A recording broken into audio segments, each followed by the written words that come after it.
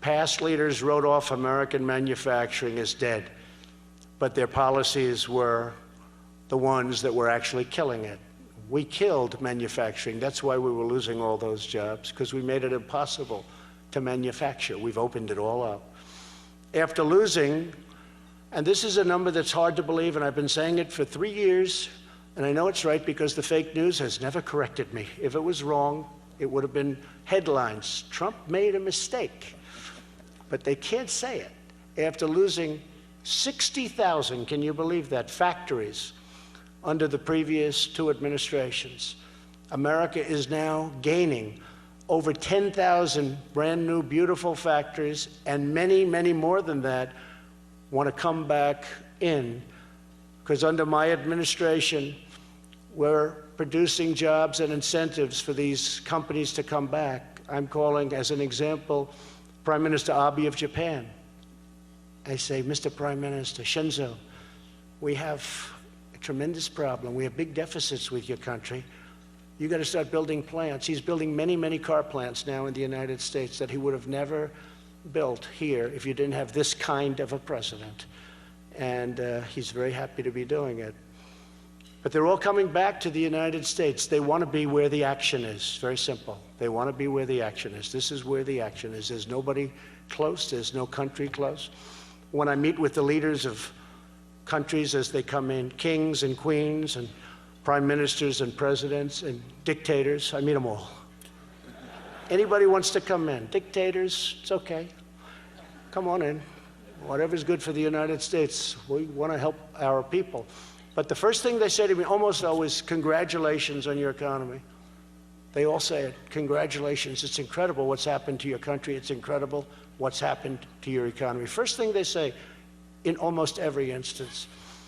But central to this comeback is a series of bold initiatives to reform a broken system of international trade. We want thriving commerce with as many countries as possible, but trade must be fair, and to me it must be my favorite word, reciprocal. It's not reciprocal. We're getting it to be much more reciprocal. The American market is the most valuable and coveted market anywhere in the world. Those who want access must play by the rules, and they have to respect our game and our laws, and they have to treat our workers and businesses fairly, not the way they've been treating them over the last 25 years. America will not be taken advantage of anymore.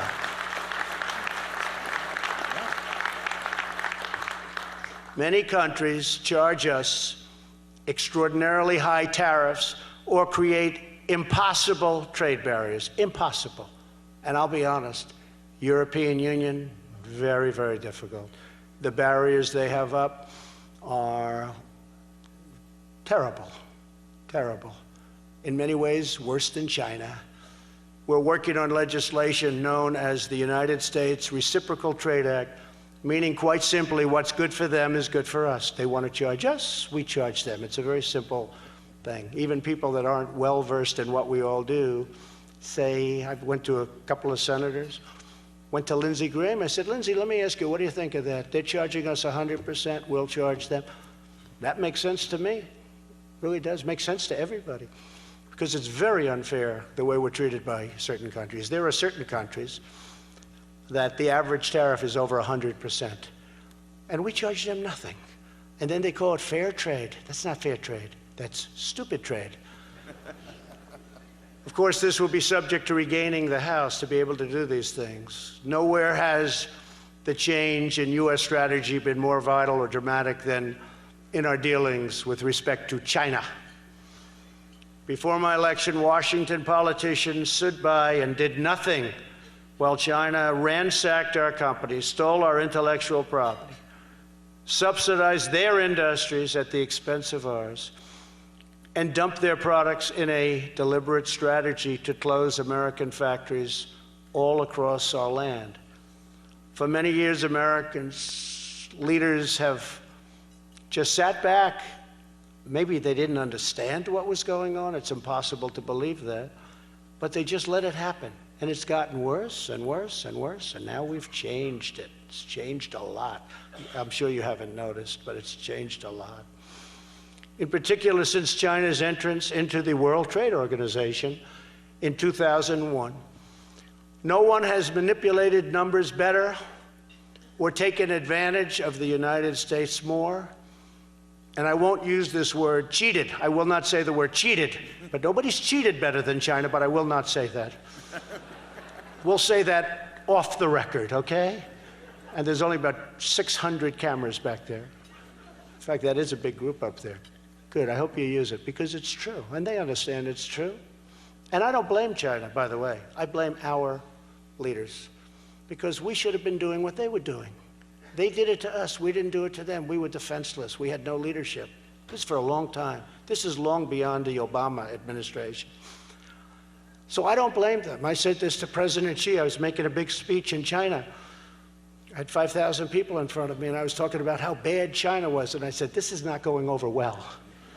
I was in Beijing, this massive hall, and I looked down at President Xi. He was sitting right where Larry is. He was not as imposing a figure as Larry Kudlow, but he was quite imposing.